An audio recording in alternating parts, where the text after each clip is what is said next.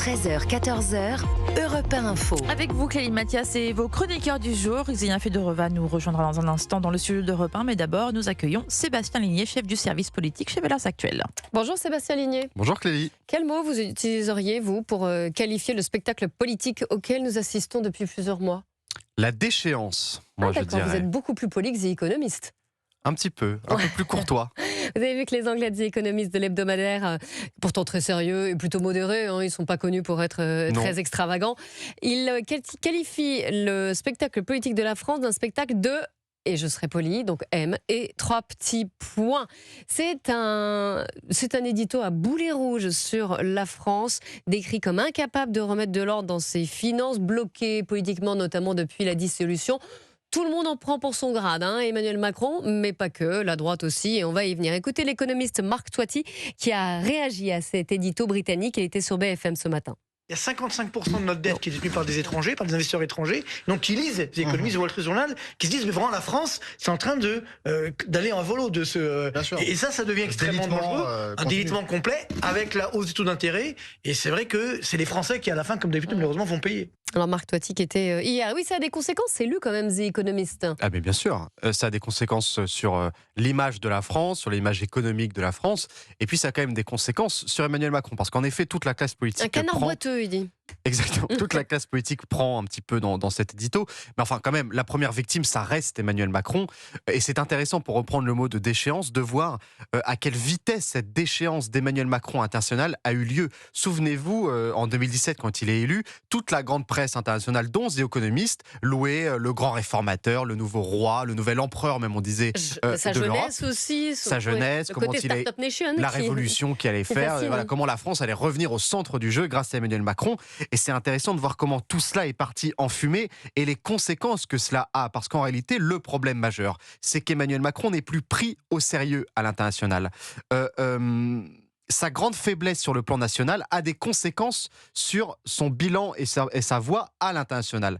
Le fait, par exemple, que tout le monde soit au courant que dans 1 an et demi, il ne soit plus là, ça a des conséquences sur le poids de la France. Pourquoi les États-Unis, pourquoi la Russie, pourquoi la Chine s'embêteraient à discuter, à négocier avec la France, alors qu'ils savent pertinemment que l'état de la France est catastrophique et que le dirigeant de la France sera plus là dans 1 an et demi. Donc, hélas, ça a des conséquences aussi sur notre propre pays. Et évidemment, il y a aussi la partie sur tout le reste, sur toute la classe politique. Alors, en effet, tout le monde prend pour son grade. Les Républicains, que les économistes accusent de s'être vendus à la gauche économiquement, en refusant les réformes, en acceptant des budgets déficitaires, en refusant de parler de la réforme des retraites. Et puis cet article, et c'est pour moi le plus intéressant, est très dur contre les Français, contre les électeurs, parce qu'ils expliquent très bien, ils ont raison, que les principaux fautifs plutôt, ça reste les électeurs. Ce sont quand même eux qui ont élu et réélu Emmanuel Macron. Ce sont eux qui ont fait confiance à cette idéologie-là. Donc, hélas, il ne faut pas s'étonner,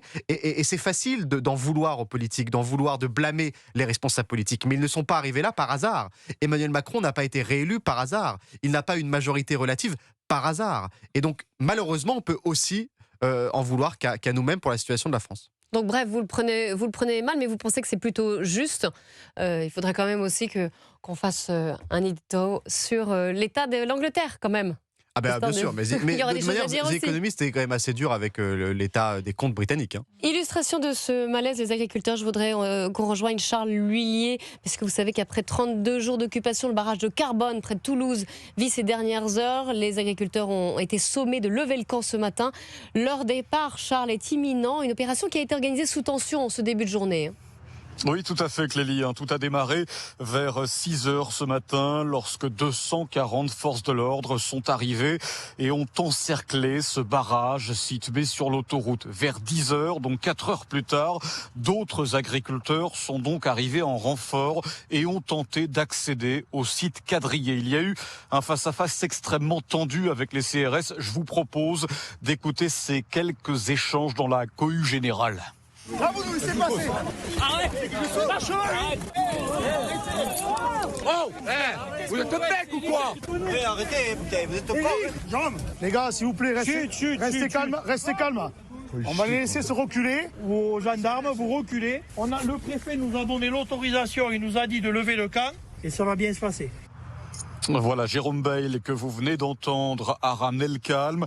Les agriculteurs ont pu accéder une dernière fois au blocage. Ils y sont toujours en ce moment en train de remballer, comme on dit, un site qui sera donc fermé sans doute ce soir ou demain. C'est ce qu'a annoncé le préfet il y a une heure. Merci beaucoup. Il y a eu ces derniers jours des dégradations vraisemblablement d'origine criminelle qui ne sont pas le fait des occupants, je le dis, notamment d'incendies et donc des problèmes de sécurité de la tenue de ce site. Alors c'est vrai qu'hier matin très tôt, une cinquantaine de bottes de paille ont été brûlées. Ici, personne ne sait qui en est à l'origine, mais il est vrai que ce barrage agricole en plein milieu de l'autoroute, il faut le concéder, a embêté beaucoup d'automobilistes depuis un mois. Et même si ce blocage va fermer dans les prochaines heures, d'autres opérations auront lieu, notamment demain à Toulouse cette fois-ci. Merci beaucoup Charles L'Huillier.